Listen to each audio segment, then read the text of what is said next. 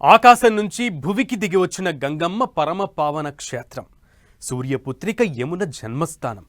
శ్వేత మంచు శిఖరాల మధ్య వెలిసిన జ్యోతిర్లింగం. సాక్షాత్తు శ్రీమన్నారాయణుడు ధ్యానముద్రలో ఉన్న ఇలా వైకుంఠం. హిమగిరులంటే శివకేశవుల సంగమం. మంచు తెరల మాటున దాగి ఉన్న ఈ క్షేత్రాలు ప్రకృతి పురుషుల కలయికకు నిదర్శనాలు. హిమాలయ పర్వతాల ఒడిలో మేఘాల అంచున కొలువై ఉన్న ఈ 4 పుణ్యధామాలు గంగోత్రి, యమునోత్రి, కేదార్నాథ్, బద్రీనాథ్. ఈ 4 పుణ్యక్షేత్రాలు కేవలం 4 ఆలయాల కలయిక మాత్రమే కాదు, అది ఒక ఆత్మ ప్రయాణం.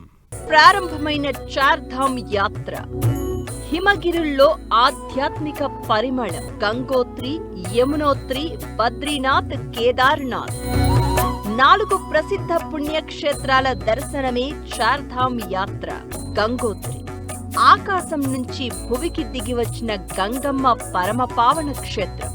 ఆ తల్లి పాదాలను తాకిన గాలి కూడా ముక్తిని ప్రసాదిస్తుందని భక్తుల నమ్మకం. యమునోత్రి సూర్యపుత్రిక యమున జన్మస్థానమిది. ఇక్కడ ప్రవహించే శీతల తరంగాలు భక్తుల మనసులోని మాలిన్యాన్ని కడిగేస్తాయి. కేదార్నాథ్ శ్వేత మంచు శిఖరాల మధ్య వెలిసిన జ్యోతిర్లింగం. ఇక్కడ శివుడు వైరాగ్యానికి చిహ్నం.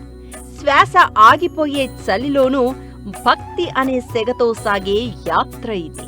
బద్రీనాథ్ సాక్షాత్తు శ్రీమన్నారాయణుడు ధ్యాన ముద్రలో ఉన్న ఇలవైకుంఠం. మానవ జన్మ ధన్యమవ్వాలంటే కళ్ళారా చూడవలసిన ఆధ్యాత్మిక భక్తి మోక్ష ద్వారం.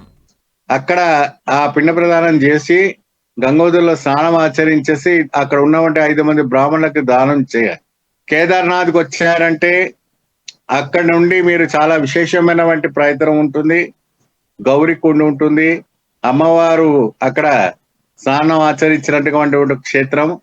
ఆ గౌరీ కుండ నుంచి కూడా ఇంకా ఆ యాత్ర కొనసాగుతూ ఉంటుంది కేదార్నాథ్ ధామ్ దాకా. ఆవు వెనక భాగము కేదార్నాథ్ లో పడింది, ముందు భాగము పశుపతినాథ్ లో పడింది కాబట్టి అది కేదార్ భాగం అని కేదార్నాథ్ గా అనడం అనేది జరుగుతూ ఉంటుంది. మంచు హిమగిరి పర్వతంలో ఉన్నటువంటి ఆ కేదార్నాథ్ దర్శనం చేసుకోవడం వల్ల మనం చేసుకున్నటువంటి పాప పుణ్యకర్మాలన్నీ కూడా పటాచలం అయిపోయి మోక్షప్రదాయం అవుతూ ఉంటుంది. అటువంటి మహోత్కరమైనటువంటి క్షేత్రం ఈ కేదార్ ధామ్. హిమగిరులంటే శివకేశవుల సంగమం. మంచు తెరల మాటున దాగి ఉన్న ఈ క్షేత్రాలు ప్రకృతి పురుషుల కలయికకు నిదర్శనాలు.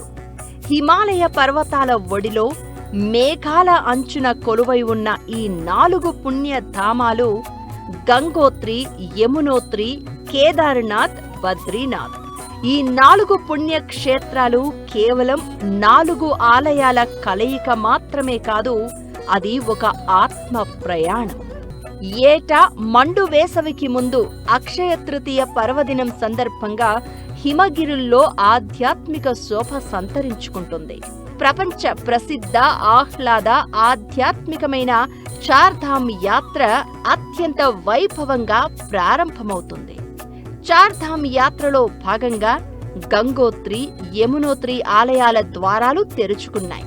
ఇక ఏప్రిల్ 22న కేదార్నాథ్, 23న బద్రీనాథ్ ఆలయాలు తెరుచుకోవడంతో చార్ధామ్ యాత్ర కొన్ని వారాల పాటు కొనసాగనుంది. చార్ధామ్ యాత్ర అంటే ఏదో 4 గుళ్లను చుట్టి వచ్చే పర్యాటక ఆధ్యాత్మిక యాత్ర కానే కాదు.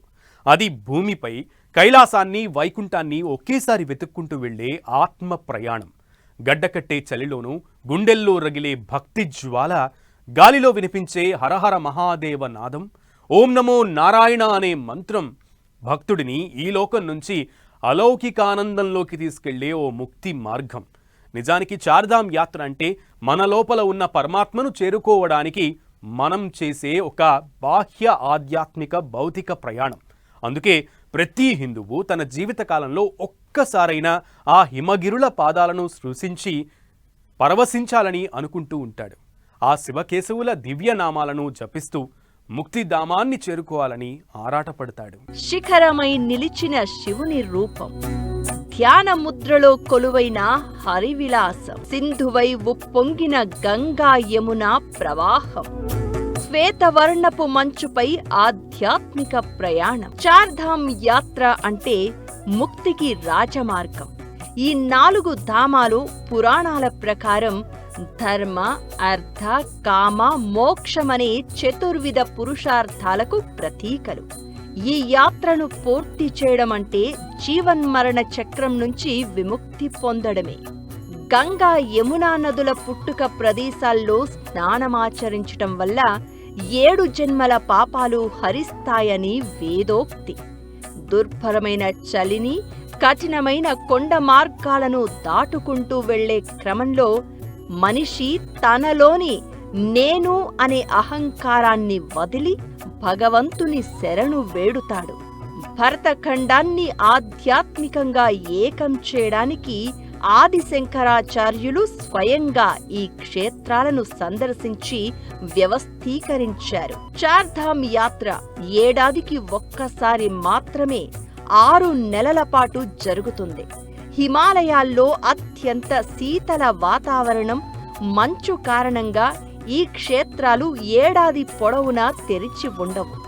మండు వేసవికి ముందు అంటే ఏప్రిల్ లేదా మే నెలలో అక్షయ తృతీయ నుంచి యాత్ర మొదలవుతుంది.